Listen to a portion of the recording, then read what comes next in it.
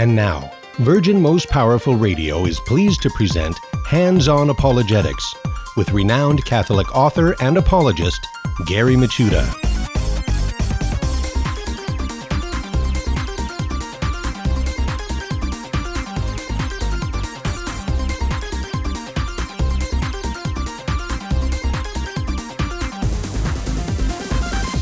And welcome, everybody, to Hands-On Apologetics. You have entered into Virgin Most Powerful's Apologetics Dojo. It's great to be with you today, rocking and rolling through the week.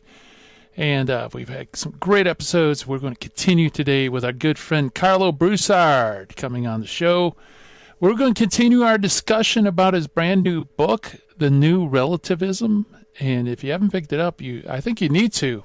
It's a great, refreshing take on relativism, because relativism has changed in recent years, actually very quickly. And so Karlo, who's one of those cutting-edge apologists, recognized that change, and he's come up with a very interesting defense of objective truth.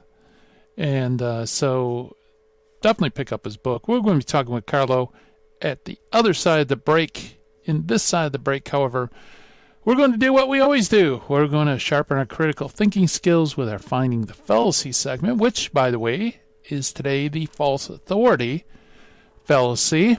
And we're also going to be an early church father. Today's early church father, I would probably say many people, many Catholics, and even many Christians are familiar with this early church father, at least by name. St. Jerome is our early church father for today. Very important. Early church father, translator, you name it, Jerome did it. And a fascinating life, too. So hopefully I can squeeze in all the bio in this section because, his life was filled with all sorts of adventures and twists and turns and such. But before we begin all that, I want to welcome all of you to the show. Welcome aboard, all of you listening on radio. And, of course, the live stream peeps and all of you listening via podcast. Love to have you on board. Great to have you. And, by the way, you can check out this program on podcast in archive form at virginmostpowerfulradio.org. I always recommend this every show. It's a great tool for defenders of the faith, because we've compiled a huge database full of great apologetic hacks and information and interviews. All of that's available at virginmostpowerfulradio.org. So you can check it out at your own convenience, because maybe you want to check out Karlo's apology against the new relativism. And you can't listen to the whole thing. Don't worry. Just go to virginmostpowerfulradio.org and you can upload the show, you can download it, you can do all sorts of stuff with it. I don't know terminology, but anyway, you can access it. It'll be up eventually, and share it with friends. Tell people about it, because we are being bombarded by this new relativism, and it's a very insidious form of new relativism too. So we'll talk about that shortly. Also, I want to give the official dojo mailbox, which is questions@handsonapologetics.com. That is the official email if you'd like to get a hold of me. I'd love to hear from you. Questions@handsonapologetics.com. All right, so without further ado, let's jump into the Finding the Fallacy, because I want to give some time for Jerome. The Finding the Fallacy for today is the false authority fallacy. An appeal to false authority is a fallacious argument that relies on the statement of a false authority figure who is framed as a credible authority on the topic being discussed. So it's a misidentification of a particular authority. Actually, the appeal to authority itself is kind of fraught with problems. So whenever somebody uses an authority as evidence, your flag should go up, because they're treading on some pretty thin ice there. Because it's only under certain circumstances that you can actually use an opinion as actual evidence for something. And that usually has to be agreed by both parties that that particular person is an authority. Otherwise, it could be fallacious. And this seems to be a subset of that because it is basically a statement of someone who isn't a credible authority who's being addressed as if they are. And that could be very easily happen, especially when someone is renowned in a particular field of study and you're using them to address things that are outside of their area of expertise. So, for example, if someone is a nuclear scientist and he's talking about whether God is immaterial, probably not a good authority, right? Because it's outside of his expertise, because you're really dealing not with physics, but metaphysics. And this happens a lot, especially in discussions about God, because you're dealing really with metaphysics and revelation. You're not dealing with physics and science. Okay, so just be aware of it. The false authority, it is used a lot, and I think just as long as you're very cautious about any kind of appeal to authority, I think you're safe. And that's our finding of the fallacy for today. The false authority. Let's move on to meet our early church father for today, who is a very important early church father, Saint Jerome. Saint Jerome was born about the year 347 AD in Stridon in Dalmatia. The precise location of Stridon, or Strido, has not been determined. In Dalmatia, it's possibly somewhat in the north region of Aquileia, or it may have been more southerly in the frontier regions of Dalmatia, Croatia, and Bosnia. He came to Rome very early, perhaps already in 354 AD, to begin his education, where Aurelius Donatus, the famous grammarian, was among the teachers, and Rufinus was his fellow student. From Rome, he went to Gaul, which is modern-day France, where he associated himself with a group of monks and trebs, and then to Aquileia, where he continued the practice of his ascetical life. 374, he already set out rather impulsively to Jerusalem, but was obliged by illness to break it off and remain in Antioch. There he attended lectures of Apollinarius of Laodicea and gained a thorough knowledge of Greek. In 375 to 378, he lived as a hermit east of Antioch in the desert of Chalcis, and it was here that he mastered Hebrew and earned the admiration of his contemporaries as a unique trilingual scholar. So he knew Latin, Greek, and Hebrew, pretty rare at that time. He was ordained to the priesthood in 379 AD by Paulinus of Antioch, and soon afterwards journeyed on to Constantinople, where he was on good terms with Gregory of Nazianzus and also Gregory of Nyssa, and became an ardent admirer of the exegesis of Origen of Alexandria. His earlier translations of Origen may be dated at this period, says Jurgen's Faith Early Fathers, which we use for this segment. In 382, something very important happened. An invitation by Pope Damasus. He attended a Roman synod intended to heal the Antiochian schism and stayed on at Rome as the secretary and confidant of Damasus. It was Damasus who commissioned Jerome's revision and retranslation of the Latin scriptures, and though Damasus died 2 years later, Jerome's scriptural studies and his translation of the Bible continued for 35 years until his own death. Generally speaking, Jerome's Vulgate Bible was not well received in his own time. In fact, a fact which may be attributed to parts of widespread personal enmities against Jerome, and in part to the common apprehension of a new admission of a Latin translation to replace the old Latin. So people were traditionalists. They didn't like the new Latin translation. They preferred the old Latin. In Rome, Jerome led an ascetical circle composed largely of women, and which included several ladies of Roman aristocracy.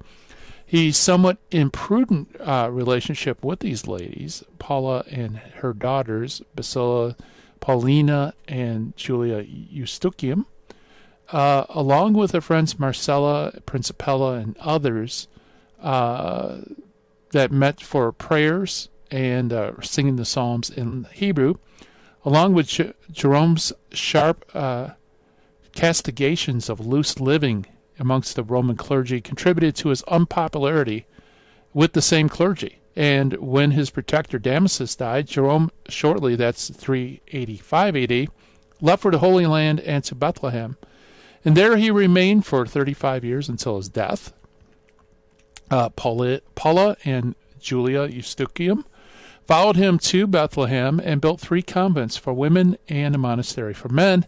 Jerome presided over the monastery, and Paulina and Julia successively over the convents.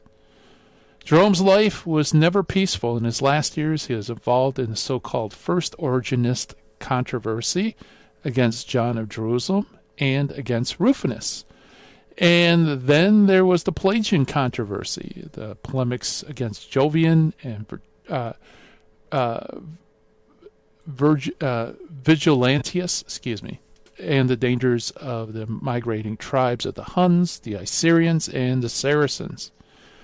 Man, so Jerome himself was a pretty cantankerous character, and he took on these various heresies and so on head on. Okay.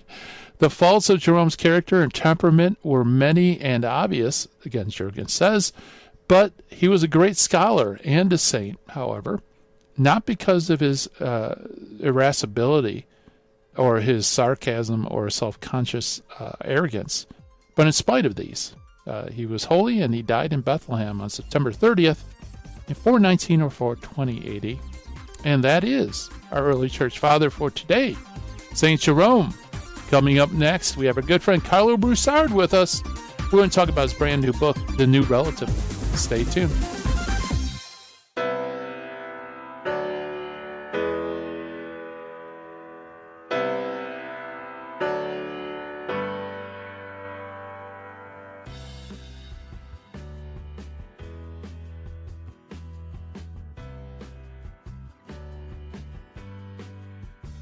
Here's a great way to support Virgin Most Powerful Radio. You have an old car you want to get rid of, motorcycle, RV, or boat? Simply call 855-500-7433, and when they sell that vehicle, a portion of that money comes right back to support Virgin Most Powerful Radio. It's an easy way to do it. I want to thank you for it. Call 855-500-7433. God love you and your family.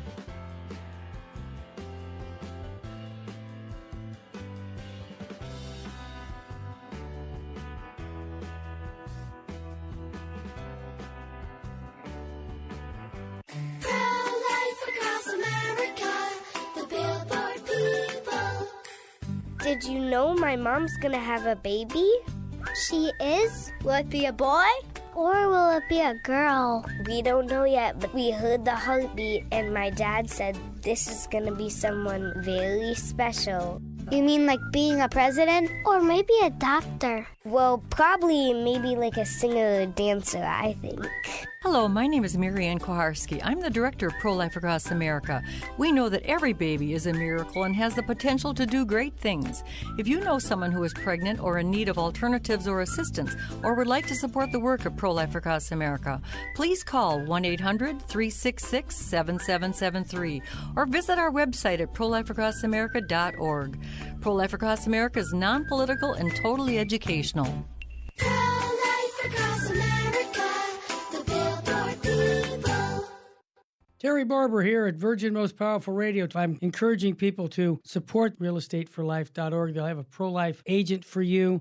California's laws for the family are really bad. If you have a young family and you can afford to get out of California, get out and make a new life somewhere where you're not going to have the repressive laws. For example, if your son wants to change his sex and you don't want that to happen, the school can take your child away from you. Yes, that's how bad it is, folks. That's why I'm encouraging you to go to realestateforlife.org. God bless you for supporting Virgin Most Powerful Radio. Now, back to Hands-On Apologetics with Gary Machuda. Here's Gary. And welcome back, everybody, to Hands-On Apologetics. Well, if you haven't noticed, there is a new kind of relativism out there that's has teeth. And it's not so much loosey-goosey, feeling good, you have your truth, I have mine. It's quite forceful, and to help us navigate that with his brand new book, The New Relativism, put out by Catholic Answers Press. We have Karlo Broussard. Karlo, of course, is the staff apologist and speaker for Catholic Answers, travels the country and the world giving talks about apologetics, Bible studies, theology, and philosophy. He's written dozens of articles for Catholic Answers magazine, and he has great books. And by the way, just go to shop.catholic.com, type in Karlo Broussard. I recommend all the books he wrote because I think as defenders of the faith, they are gold, and every person should have them, especially his brand new book, The New Relativism. And Karlo, welcome back to Hands On Apologetics. Gary, thanks for having me, brother. Yeah, so you're in new digs now. That is correct. As you might notice in the background here, it's a little bit different than previous times at the Catholic Answers studio. I'm actually in the studio at the Diocesan Chancery of the Diocese of Tulsa in Eastern Oklahoma, which is where I'm now residing and have an office at, because Catholic Answers has recently entered into a formal partnership with the Diocese of Tulsa in Eastern Oklahoma, in which I, as a Catholic Answers apologist, while continuing to do my work as an apologist for Catholic Answers on the national stage and writing books, podcasts, Catholic Answers Live, articles, etc., I'm also devoting half of my workload on the local level here in the Diocese of Tulsa, helping Bishop David Conderla and his diocesan team and all the pastors in the diocese with whatever pastoral needs that they have that we at Catholic Answers can help meet, whether that be with regard to catechesis, evangelization, apologetics, theology, philosophy.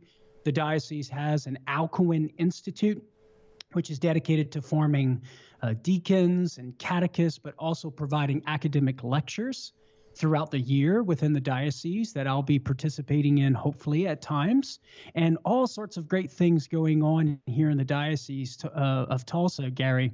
And I'm just so grateful that I personally, representing Catholic Answers, is able to be a part of that. And so this is the first of its kind. This is the first time Catholic Answers has a formal presence in a diocese and in a formal relationship with a diocese.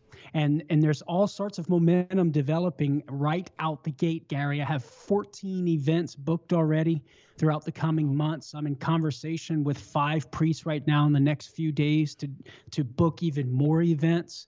And so everyone is excited. There's energy, there's a buzz. And so we're ready to rock and roll here in the Diocese of Tulsa. Wow, yeah, that sounds really exciting. And man, talk about what a blessing for Catholic Answers to share their wealth, with different dioceses and so on. Absolutely. Oklahoma, is Oklahoma? Oh, go ahead. I'm sorry. Oh, I was just going to say, it's beautiful that we're able to get on the ground locally, right? Yeah. And have and let Catholic Answers influence folks on the local level, along with the influence that we have on the national stage. Yeah, that's awesome. So tell me, culture shock. Is there a big cultural shift from California to Oklahoma? Yes, there is. It's a beautiful difference, right? It's a difference that we welcome as the Broussard family.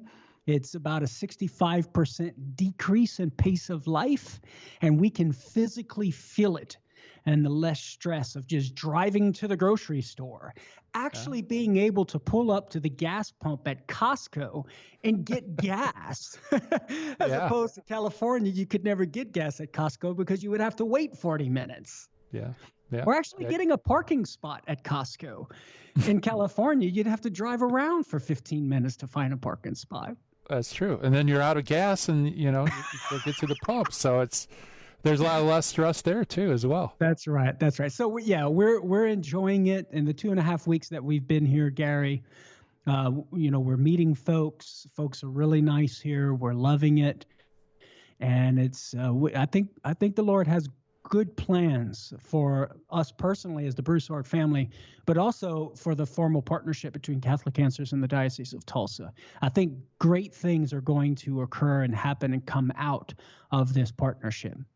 Yeah, absolutely. Absolutely. And they're truly blessed because you're the man. I mean, you've written so many great books, and especially this one. This is something that we're experiencing. We're being pummeled by this new relativism, and it's been a little while since you've been on the show. And we kind of introduced the book. Maybe you can set up the book again once again. What's the difference between the old relativism and the new relativism? Yeah, so with regard to the new relativism, it's basically relativism, but with a couple of new characteristics. So I set out writing this book just to target relativism in general. I'm going to write a book on relativism. But I came across a claim, Gary, that relativism is dead, passé, and so there's really no target to hit with this book on relativism. And so I thought I was going to have to scrap the whole book project. But as I started thinking through a variety of things that we are encountering in our culture, modern moral commands. Oh, by the way, and the claim that relativism is dead has been replaced with the new moral absolutism.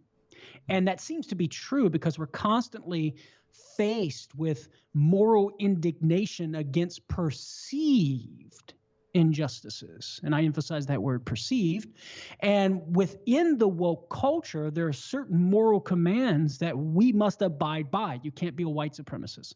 You can't be intolerant. You can't impose your beliefs. You cannot say he when the male claims to be a she. Otherwise, you're canceled, you're shamed, you're screamed at. You're labeled a bigot. You're labeled hateful. You're labeled judgmental. And so we have these modern moral commands within what we might label as woke culture. And it would seem that there's a moral absolutism. But Gary, what I discovered is that as I was thinking through these modern moral commands, it became clear very fast that relativism is not dead. Rather, it's alive and well, and it's lurking behind these woke moral commands. For once you pull back the veil as to what these moral commands mean and unspin the modern spin, oh, we lost the video there. No, Gary, I don't know if you're still good if you can hear me.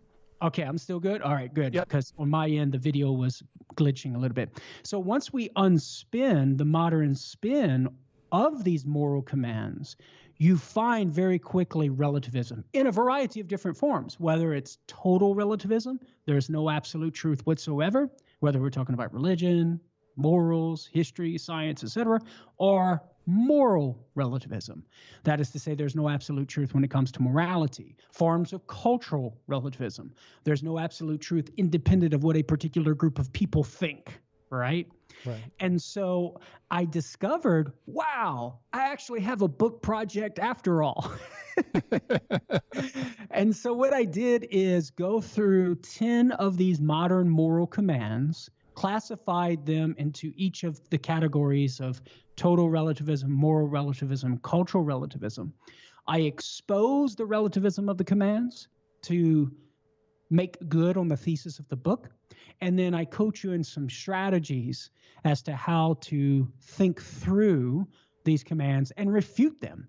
And then also propose a true moral command that we ought to abide by, something that does not entail relativism, but a moral command that's truly an absolute that we need to all abide by. So that's sort of a summary of the book. And so as the subtitle suggests, Gary, I'm unmasking the philosophy of today's woke moralists.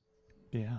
Yeah. And I think that's part of its power is that it has these sometimes spoken, sometimes unspoken imperatives that they throw at you that on the surface seems reasonable. But you have to ask, once you start asking questions, suddenly it falls apart. Yeah. And the last time we spoke, I think we looked at chapter 1, thou shalt not be a white supremacist. When you hear that, you say, yeah, I don't want to be a white supremacist. White supremacy is bad. But then we have to ask the question, well, what do modern people within critical race theory mean by white supremacy? Like, what's their understanding of white supremacy? And when you pull back that mask, you discover it's affirming objectivity, affirming objective truth, affirming a single truth. If you affirm a single truth and something objective, you're a white supremacist. Well, that ain't what we traditionally understand to be white supremacy. This is something entirely different. In fact, it's total relativism, as I point out in my book. So that's just an example of how this plays out. And of course, in this conversation today, and hopefully in future conversations, we'll go through some of the other woke moral commands and expose that relativism and talk about how we can refute it. Yeah, if I remember, wasn't it mathematics? Wasn't that also categorized as... Yeah. Many educational institutions adopted a mathematical curriculum, a math curriculum entitled A Pathway to Equitable Math Instruction, Dismantling Racism in Mathematics Instruction. That's the name of the curriculum. And in that curriculum, they list, quote, toxic characteristics of white supremacy culture, close quote. One of those toxic characteristics is, quote, getting the right answer, close quote. Doing math, and the implication being thinking, in a linear fashion. And then it goes on to state, quote, upholding the idea that there are always right and wrong answers perpetuates objectivity. Well, no duh, right? Of course it does. But that objectivity is what they identify as a toxic characteristic of white supremacy culture. And there it is, relativism, blatant before your eyes. Now, here's the new relativism, Gary. I failed to point this out. So the old relativism was blatant and in your face. The new relativism is relativism in disguise and hidden. That's at least one characteristic of the new relativism. And as I point out in the book, the other characteristic is that the old relativism, it had a tone of niceness to it, right? You have your truth, I have mine. We'll just agree to disagree, and let's go have a beer and talk about the weather. But the new relativism is more militant. Rather than you have your truth and I have mine, it's now you cannot have your truth, and you must conform to mine. And if you don't, I'm going to squash you. I'm going to take away your livelihood. I'm going to make you pay, and it's going to hurt. That's the new relativism. Yeah, and that is a great summary of the new relativism. I think you really hit the nail on the head. And I wonder modern culture. That's what we're looking exactly. Yeah. Well, I hear the music coming up. We'll hit pause right there. We're chatting with Karlo Broussard, talking about his brand new book, The New Relativism, put out by Catholic Answers Press. More to come right after this. Stay tuned.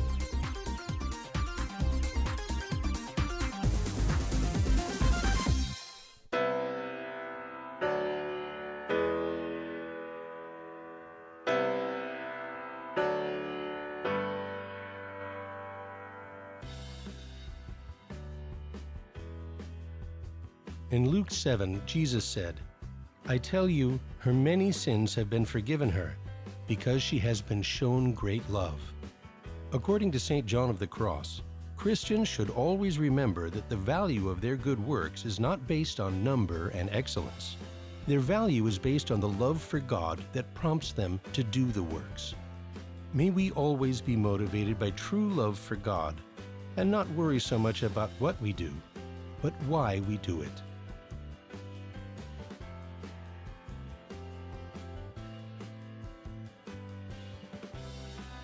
This is a catechetical minute from Virgin Most Powerful Radio. God is love, and love is his first gift, containing all others. God's love has been poured into our hearts through the Holy Spirit, who has been given to us. Catechism of the Catholic Church, number 733. Everyone who has been given the breath of life has been given a puzzle to solve. To live well and happily is a mystery we try to unravel daily. Love is the answer that solves the mystery of life and unlocks the door to joy. Father, pour out your Spirit upon us, that we may live in the light of your love. This has been a catechetical minute from Virgin Most Powerful Radio.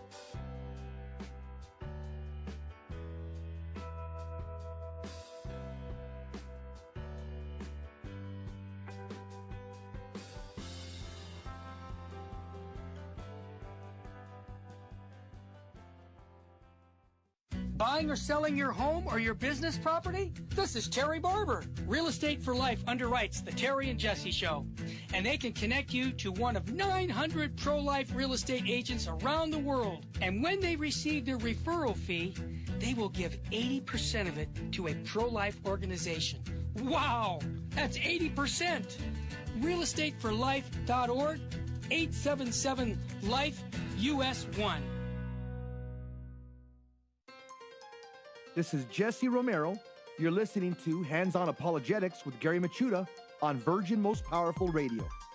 And welcome back, everybody. We are chatting with a good friend, Karlo Broussard, talking about his brand new book, The New Relativism, put out by Catholic Answers Press. And so Karlo, right before the break, you were talking about how this new relativism has teeth. It will not allow you to agree to disagree.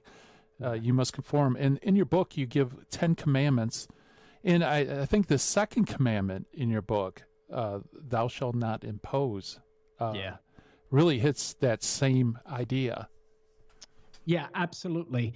And I try to make good on that claim in that chapter, that the modern moral command and we should not impose our beliefs on others. When you unspin that, what you discover is some form of relativism that's lurking behind that. So take, for example, one example I use in the culture comes from comedian Melissa McCarthy. In a video for Glamour at glamour.com, she was asked, what does true equality mean to you, right? And so she responded, well, true equality is when we don't think about it, right? We don't think about color, sex, gender, who's doing what. And she says this, I think true equality is when everybody just worries about themselves. Notice the implication, hands-off approach, right? Or more technically, more precisely, minds off. We shouldn't be thinking about what other people are doing. We shouldn't be, and the logical consequence of that would be, we shouldn't be telling other people that what they're doing is wrong, right? Mm-hmm. So, and now she did not say we should not impose, but what she means there is we should not impose. She's embodying and giving flesh and expression to this modern idea that we shouldn't impose our beliefs on others. Now, generally speaking, we would agree if by impose you mean we should not psychologically manipulate people, emotionally manipulate people, or physically coerce people to believe what we believe. If that's what you mean by impose, then we would agree. But that's not what most modern people in our modern culture think of when they think of impose. They're thinking like McCarthy here, minds off, right? Leave people alone. Stop trying to persuade people of what you believe, to adopt what you believe, right?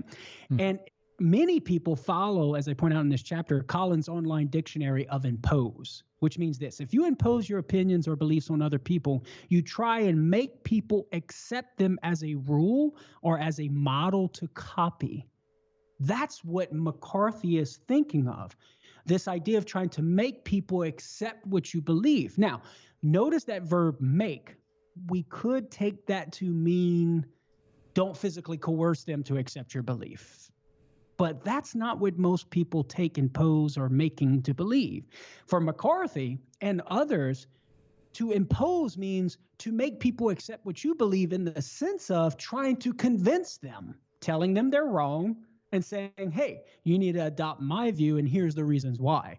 And so it's this sort of minds-off approach that thou shalt not persuade.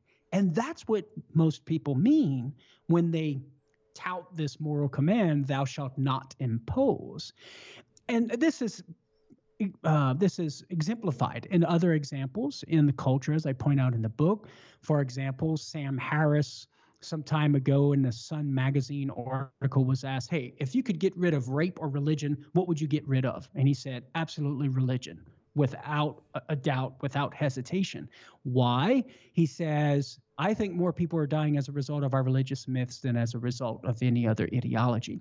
So notice the reason Sam Harris gives, a reason for why we should not try and persuade others to believe what we believe, namely because it's going to cause violence and conflict and war, etc. Others have jumped on that bandwagon. There is the co-founder of Forward Progressives and the author of a popular column, Right Off a Cliff, Alan Clifton. He writes this: if everyone kept their beliefs private, as they should be, and didn't judge, there's that buzzword, others who believe differently, can you imagine how much more peaceful the world would be? So notice one of the major reasons that modern people give for why we should not try and persuade other people to believe what we believe is because they think by doing so, we're going to cause violence and conflict.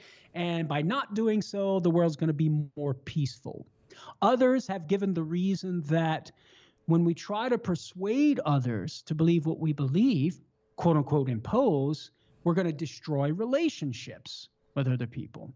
And so you have this general command, minds off, stop thinking about color, race, sex, gender, what everybody's doing, let everybody be, keep to ourselves, keep our beliefs to ourselves, don't quote unquote impose. And then you have specific reasons that some have given why they think we should not impose our beliefs on others. The fundamental reason being that it's just going to cause conflict and violence and destroy relationships. And so that is the modern moral command and what it means. Now the question is, well, where's the relativism in this, right? Well, let's take McCarthy, for example. She said we shouldn't be thinking about all this stuff, color, sex, gender, what people are doing, like lifestyle choices. We shouldn't be thinking about this stuff. Now, one way to interpret that, one reason why we shouldn't, she doesn't give the reasons, Gary, but one possible reason why we shouldn't think about that stuff is because there's no truth about that stuff, right? Right. And if that is so, if that's the motivating reason for why we shouldn't be thinking about these things, lifestyle choices, human behavior, well, if there's no truth about human behavior, that would be moral relativism. If there's no truth about human behavior and color and gender, well, then apparently there's no truth about anything, which would be total relativism. Now, maybe perhaps that's not what she's thinking. Maybe it's more so, well, we just need to live our lives as if there is no truth. Maybe there's some truth about these things, but hey, let's not think about it. Let's just go on our merry way without taking it into consideration. That wouldn't be relativism per se, but it would be a practical form of relativism, right? Yeah, it would be saying maybe there's some truth, but we need to just live as if truth does not exist. So it would be a form of relativism, practical relativism, right? And so that would be one way in which we could expose the relativism that's lurking behind this idea that we need to take our minds off of these things, not think about them, keep our beliefs and opinions to ourselves, and basically not ask whether they're true or not. And so whether it's outright relativism or practical relativism, it really doesn't matter. It's still relativism lurking behind the modern moral command. And Alan Clifton, that's outright relativism there because, Clifton's saying that we just need to keep our beliefs private as they should be. Well, why would we have to keep our beliefs private unless those beliefs in no way can conform to reality, right? The only reason why you would say we need to keep our beliefs private is because you don't think that those beliefs track reality in any way. And if you don't think that beliefs track reality in any way, well, then you're just a relativist because that's what relativism is. There is no objective reality for the mind to track and map onto and conform to. And so you can see how, again, relativism is lurking behind this modern absolute.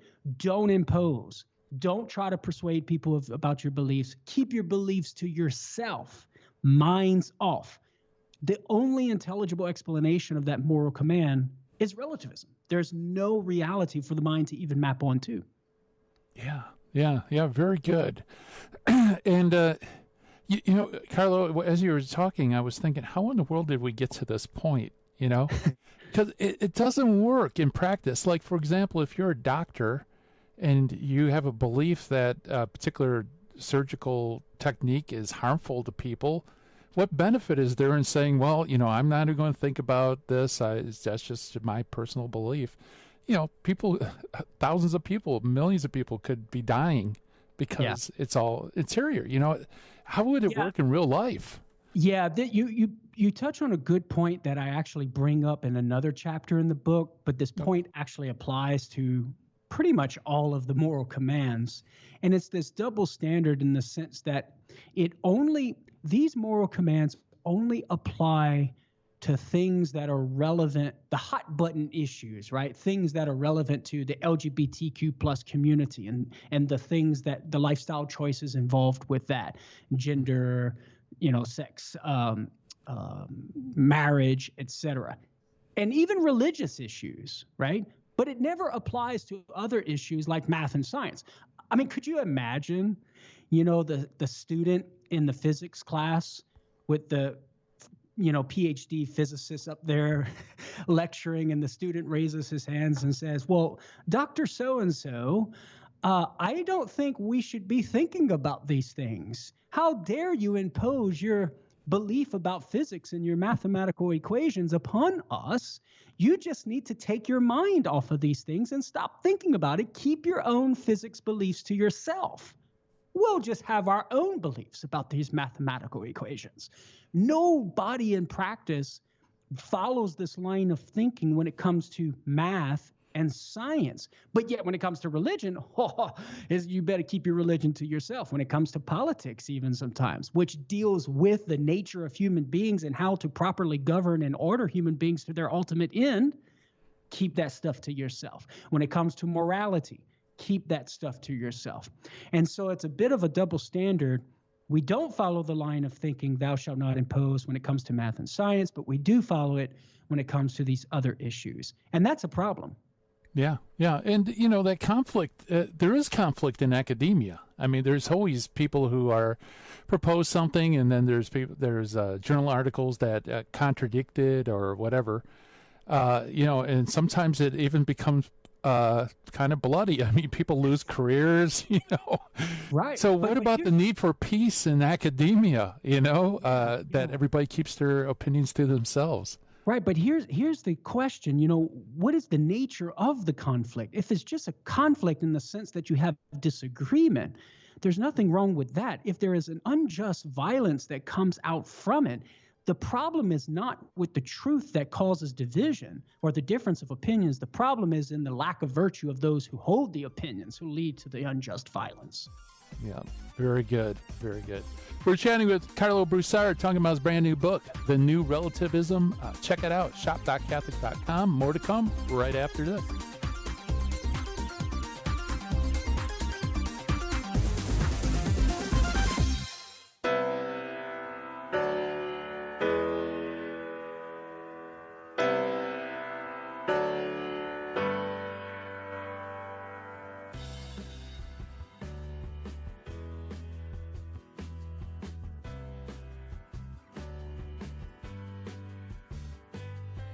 Hey, Terry Rodriguez. I'm a monthly donor here in Phoenix, Arizona.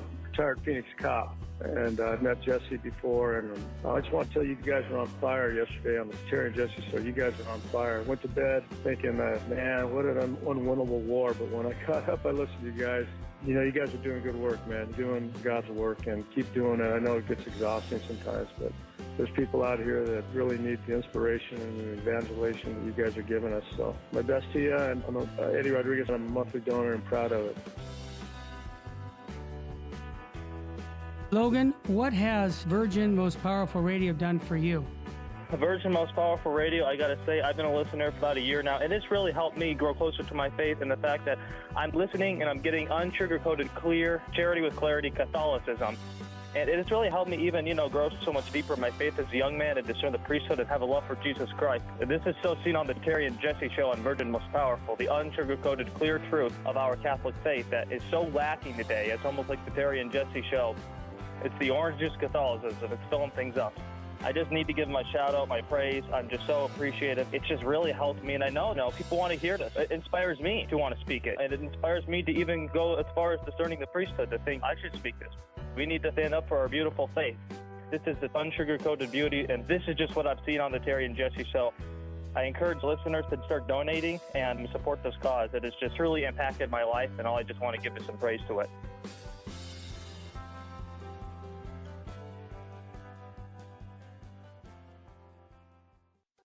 Terry Barber here at Virgin Most Powerful Radio. I'm encouraging people to support realestateforlife.org. They'll have a pro-life agent for you.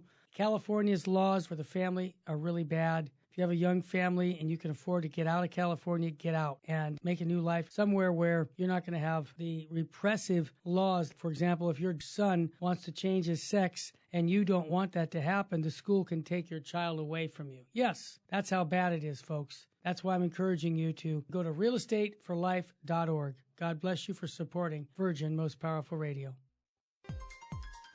Now, back to Hands-On Apologetics with Gary Machuda. Here's Gary. And welcome back, everybody. We're chatting with Karlo Broussard, talking about his brand new book, The New Relativism. A fantastic book where he shows that it actually is all these imperatives that are being shouted at us today in society is actually relativism under disguise. And he gives alternative absolutes to switch the conversation around. But, Karlo, before we get to that, let me throw a curveball question because I'm really interested in your opinion. Why do you think that they're able to segregate reality like that? Where there's certain things that wouldn't apply, but apply other reasons. Could it be that there's no immediate negative feedback? Like you could deny the existence of God and the sky doesn't fall, so therefore it's meaningless to even debate this issue. Right. Yeah, that's actually a good point. I think this definitely applies to moral issues. I've often thought about why is it that a good philosophical argument for why sodomy is intrinsically evil or immoral does not persuade most people like some sort of negative effect. Most times when people give talks about chastity, they always emphasize the negative physical effects and consequences that might arise from engaging in deviant sexual behavior. And that has an immediate effect upon people to persuade them to not do and engage in the deviant sexual behavior because there's that immediate physical negative effect. But when you try to persuade someone philosophically about don't do this because it's not good and it's immoral, contrary to human goodness, in a non-physical way, not good for your moral character, it's less persuasive. And I think you hit the nail on the head. That is the case in moral issues for sure. There's no immediate negative physical effect. And so because of that, the individual is more inclined to not really care much about it and say, well, it doesn't have any immediate physical effect, so I can just do it anyway. And I actually touch on this moral principle in one of the other chapters. As long as nobody gets hurt, it's okay for you to do it, right? Right. Well, what do you mean by hurt? What do you mean by harm? As long as nobody's harmed, you can do it. There's different kinds of harm. There's physical harm, but there's also moral harm, right? And of course, if you deny that there is such a thing as moral harm, well, then swimming in the waters of moral relativism. And so I do think that is the reason why many people will relegate relativistic thinking to issues of religion and theology and morality, because those things involve philosophy and the false beliefs and the immoral human behavior. Many of them do not have immediate negative physical effects, right? Now, with regard to science, I think a reason why people restrict relativistic thinking to philosophy and theology as opposed to science is because of the physically based evidence for scientific hypotheses, right? Where you can physically go and see and verify with your senses whether a thesis is true or not and comports with reality. Whereas in philosophy, you got to do a little more work, man. You have to employ a knowledge that goes beyond the immediate sense knowledge of the senses. You have to employ philosophy and reasoning and thinking, which we're made to do as human beings. But because of the fall, man, that intellect is darkened and it's a little harder to see with great clarity truths that we arrive at philosophically, in contrast to truths that we arrive at through physical, empirical verification and investigation. So I think that would be one among many reasons why the relativism is found only with regard to philosophy, theology, religion, morality, etc., and not, say, math and science, the modern sciences. Yeah, very good. Yeah, I now, granted, math about that a lot. requires hard thinking as well. I don't imply it does not, right? But most people in our modern culture are inclined to accept the objective truths of math, right? Because they're ironclad, 2 + 2 = 4. So the mind sort of sees that in an intuition in a very immediate way. There's not much discursive reasoning involved to come to that conclusion. It's more of an immediate insight. But when the discursive reasoning is involved, it's often there where people are most relativistic, saying, well, there really is no truth because we're all discursively reasoning, trying to figure this stuff out. Nobody can do it, and so therefore there is no truth. And that's actually an argument for relativism. There's no objective truth because if there were, everybody would agree. Well, that ain't the case, right? Because people disagree all the time about things that we know are objectively true, like whether the earth is a sphere or flat. Right. Yeah, that's true. Yeah, and also you get math wrong and you're building a building or a bridge or something. There's going to be consequences. There's immediate consequences, absolutely. Yeah. Physical consequences that we can feel with our 5 senses, right? We can see it, we can feel it, we can touch it, etc. Yeah, it could fall down. It'd fall down on you, right? That's going to hurt. Yeah, that's right. Yeah. So how do we disarm this particular dictum? Okay, so there's 2 approaches that we can take here. One approach tackles the imperative in a general way, so some general responses to the absolute itself. And then the other approach targets the specific reasons that are given for the moral imperative. So let's take the general approach first. We could point out that it's a double standard. So, Gary, if you tell me, Karlo, you shouldn't impose your belief on others. And what you mean by that is that you shouldn't go around trying to persuade people about what you believe. Well, Gary, in telling me that, you're actually trying to persuade me to adopt your belief that I shouldn't go around persuading other people to believe what I believe. So the question is, well, Gary, why is it that I can't persuade other people to believe what I believe, but you can, you see? Right. And so you would only be applying the principle to me, but not to yourself. That's special pleading. That's a double standard. Mm-hmm. And also, as we pointed out already, it's selective, right? There's this arbitrary selectiveness. There's no principled reason why we should select moral and religious beliefs as something we need to keep to ourselves, but not math and modern science beliefs. You see, so it's arbitrary and selective in that sense, only applying the moral principle to certain issues and not all issues. And that's a problem intellectually, philosophically, right? We don't want to follow any sort of arbitrary standard. It's just a will of power, right? I say.